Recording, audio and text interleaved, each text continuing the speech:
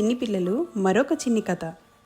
ఒక అడవిలో ఎలుక మరియు చిలుక మంచి స్నేహితులుగా ఉండేవి. ఒకరోజు ఇద్దరికి దారిలో ఒక అందమైన ఎర్ర యాపిల్ కనిపించింది. ఎలుక చెప్పింది, ఇది నేనే తీసుకున్నాను అని. చిలుక చెప్పింది, లేదు నేనే ముందు చూశాను అని. ఇద్దరూ తగువ పడుతున్నాయి. ఆ గొడవ మరింత ముదిరింది.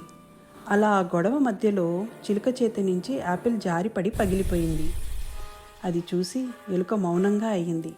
చిలుక కూడా బాధపడింది. చిలుక నెమ్మదిగా చెప్పింది, మన తగువుతో మంచి యాపిల్ పాడైపోయింది. అదే మనం పంచుకొని ఉంటే ఇద్దరికీ సరిపోయేది. ఇద్దరు యాపిల్ మిగిలిన భాగాన్ని పంచుకొని ఇక ముందు ఏదైనా దొరికితే పంచుకోవాలి అని నిర్ణయించుకున్నాయి.